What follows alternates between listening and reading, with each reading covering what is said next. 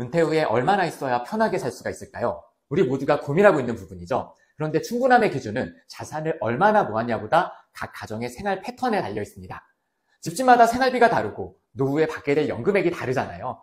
그럼에도 불구하고 통계를 들여다보면 알 수 있는 것들이 있잖아요. 오늘은 통계청 자료를 바탕으로 만들어진 100세 시대 연구소의 최신 은퇴가구 경제 보고서를 바탕으로 실제 우리나라 은퇴가구들이 어떻게 살고 있는지, 그리고 미래를 위해 우리가 어떤 준비를 해야 되는지 함께 살펴보려고 합니다. 일단 은퇴가구가 실제로 얼마나 쓰면서 살고 있는지부터 살펴보시죠. 보고서에 따르면 적정 생활비 충당 여부를 5단계로 나눠봤는데요. 충분히 여유 있다 이렇게 응답한 그룹의 경우에는 연소득이 무려 9천만 원 정도 됩니다. 은퇴 후에도 연소득이 9천만 원이 넘는다니 와, 부럽죠. 충분히 여유가 있는 건 당연한 겁니다.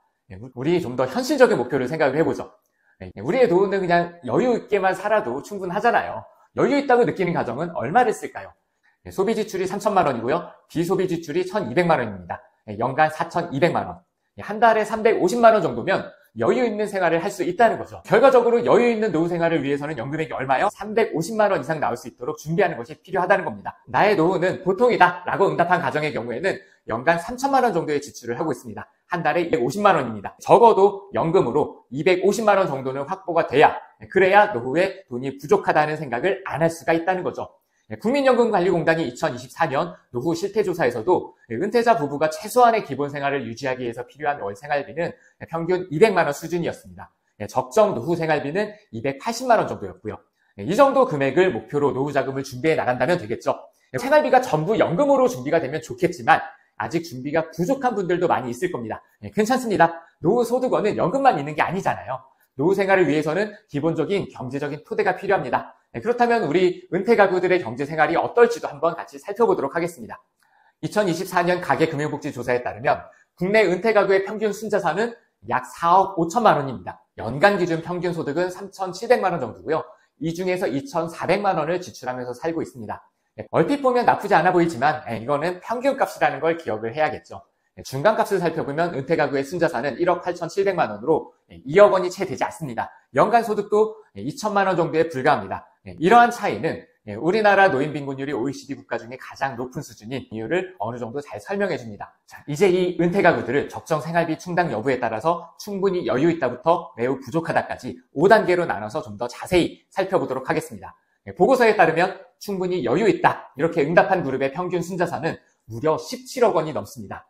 여유 있다라고 응답한 사람들도 11억 원이 넘네요. 그리고 보통이다라고 응답한 사람들, 이분들은 평균 순자산이 6억 3천만 원을 넘어서 보통의 수준을 유지하는데도 보통의 수준을 목표로만 해도 꽤 많은 자산을 만들어야 된다라는 것들을 알 수가 있습니다. 그런데 여기서 흥미로운 점은요, 수도권과 비수도권의 차이입니다. 충분히 여유 있다와 여유 있다라고 응답한 그룹은 수도권과 비수도권 사이에 2배 가까운 순자산 차이가 나타납니다. 수도권에서 은퇴 생활이 쉽지 않다는 것들을 보여주면서도 주거 지역을 변경하는 것만으로도 은퇴 생활의 질을 크게 높일 수 있다는 시사점을 줍니다. 서울 수도권의 아파트를 팔고 부동산 가격이 저렴한 지역으로 이사를 간다면 같은 돈으로 더 넓게 살면서 월 생활비는 더 적게 들어가게 되는 거죠. 실제로 보고서에서는요, 연간 전체 소비 지출은 수도권이 비수도권보다 24% 정도 더 많은 금액을 사용하는 걸로 나타납니다. 여기서 중요한 의문점이 하나 생깁니다. 왜 수도권 은퇴 가구는 비수도권보다 더 많은 순자산을 보유하고도 생활비의 부담을 더 많이 느낄까요? 답은 바로 자산 구성에 있습니다. 전체 자산 중에서요, 금융자산이 차지하는 비중이 결정적인 요소인데요. 비수도권 은퇴 가구의 금융자산 비중이 상대적으로 높다 보니까 생활비 부담이 적어지는 거죠. 결과적으로 부동산을 포함한 순자산이 아무리 많아도 적정 금융자산이 확보되지 않는다면 은퇴 생활비 조달에 압박을 느끼게 됩니다. 은퇴 시점이 가까워질수록 자산을 금융자산 형태로 미리 준비해두는 것이 굉장히 중요합니다. 제가 항상 강조하는 것이 바로 이 부분인데요. 집은 있는데 돈이 없다. 이런 말씀을 굉장히 많은 은퇴자분들한테 듣게 됩니다. 10억이 넘는 아파트에 살면서도 매달 생활비가 부족해서 고민하는 분들이 많은데요. 결국 현금 흐름이 일상생활의 여유를 결정짓는 핵심 요소다. 이러한 것들을 우리가 기억해야겠습니다. 자, 그렇다면 은퇴 가구의 소득원은 어떻게 구성이 되어 있을까요? 충분히 여유 있다고 응답한 그룹은요, 재산소득만 1년에 4,500만 원, 전체 소득의 무려 50%가 재산소득으로 이루어져 있습니다. 그리고 공적 이전 소득, 쉽게 말하면 국민연금이나 공무원연금 같은 공적연금이죠. 이게 2,250만 원, 약 25%의 비중을 차지하고 있습니다. 공적연금도 적지 않은 거죠. 결과적으로 은퇴 전까지 준비한 자산과 공적연금이 은퇴 후 여유 있는 삶을 살아가는 데 있어서 굉장히 중요한 요소임을 알 수가 있습니다.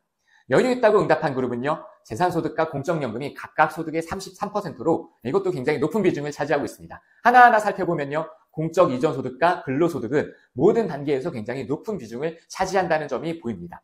노후에는 우리가 일을 안 하고 놀고 먹는 노후만 꿈꾸게 되는데 실제로 굉장히 많은 분들이 거의 모든 계층이 일을 하고 있고 근로소득이 있기 때문에 여유 생활이 가능해진다는 것들을 알 수가 있습니다. 은퇴 후에도 근로소득이 생길 수 있도록 지금부터 조금씩이라도 준비를 해야겠죠. 자, 그럼 우리는 노후 생활비 재원을 어떻게 마련하는 것이 좋을까요?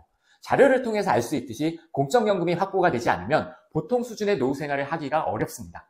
국민연금을 최대한 잘 활용하기 위한 노력이 필요하다는 거죠.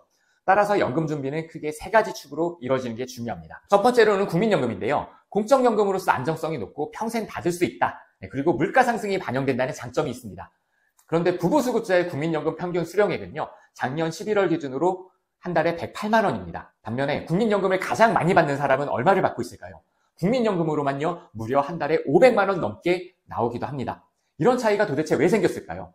우리가 국민연금을 불신하다 보니까 최대한 안 내는 방향으로만 하다 보니 국민연금 가입자 사이에서도 수령액이 천차만별이 됩니다. 제가 많은 분들께 강조드리는 것은 국민연금에 최대한 오래 많이 납부하는 것이 유리하다는 점입니다. 가능하면 임의가입이나 추후납부 제도를 활용해서라도 가입 기간을 최대한 늘리는 것이 중요합니다. 특히 자영업 하시는 분들이나 전업주부의 경우에는 국민연금을 소홀히 하는 경우가 굉장히 많이 있는데요. 결과적으로 이건 노후 생활을 굉장히 어렵게 만듭니다. 일단 공적연금으로 국민연금뿐만 아니라 기초연금도 있잖아요. 이걸 합해서 최소한 한 달에 150만 원, 가급적 200만 원 이상 나올 수 있도록 준비하는 것이 중요합니다. 그리고 두 번째는 퇴직연금과 개인연금입니다. 사적연금으로 국민연금의 부족분을 보완하는 역할을 하죠. 직장생활을 하는 분들은 퇴직연금은 다들 가입이 되어 있으실 거고, 그리고 연말정산 때문에 개인연금도 조금씩은 가입을 하시잖아요. 없다면 지금부터라도 준비를 해보시고요. 이걸 통해서 한 달에 50에서 100만 원 정도 추가 연금 소득을 확보하는 것이 필요하겠죠. 많은 분들이 퇴직금을 일시금으로 받아서 사업자금이나 자녀 결혼자금으로 사용하는 경우가 많은데요.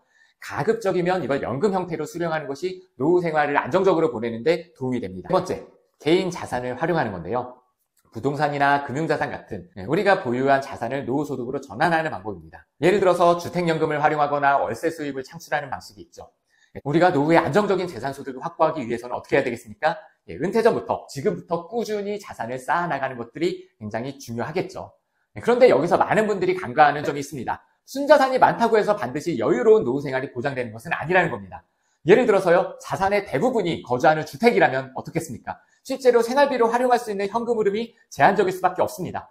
특히 은퇴 시점이 가까울수록 금융자산의 비중을 높여나가는 것이 필요하겠죠. 지금까지 2025년 은퇴가구 경제보고서를 바탕으로 우리나라 은퇴가구의 경제 생활을 살펴봤습니다. 중요한 건 은퇴 후의 여유로운 생활을 위해서는 자산의 크기보다 현금 흐름이 중요하다는 점입니다. 노후 현금 흐름을 어떻게 만들어갈지에 대한 고민이 필요할 거고요. 무엇보다 은퇴 전에 빚을 최대한 줄이는 것이 필요합니다. 은퇴 후에는 소득이 아무래도 제한적이기 때문에 부채 상환 부담은 생활의 질을 크게 떨어뜨릴 수밖에 없습니다. 가능하다면 은퇴 전에 모든 빚을 청산하는 것을 목표로 해야겠죠. 100세 시대, 은퇴 후 3, 40년을 어떻게 보낼지는 지금부터 우리가 하는 준비에 달려 있습니다. 20년간 수많은 은퇴 가구를 만나면서 제가 깨달은 한 가지 진리가 있습니다. 행복한 생활의 비결은 돈의 절대적인 양이 아니라 안정적인 현금 흐름을 확보하는 겁니다. 여러분들도 지금부터 그 현금 흐름을 만들기 위한 준비를 시작해 보셨으면 좋겠습니다. 오늘 영상은 여기까지입니다. 영상이 도움이 되셨다면 좋아요와 구독 눌러주시고요. 구독자분들의 돈 걱정이 해소될 때까지 20년간 상담 현장에서 깨달은 것들을 꾸준히 풀어드릴 수 있도록 하겠습니다. 궁금한 부분들은 댓글 남겨주시면 답변 드릴 수 있도록 하겠습니다. 고맙습니다.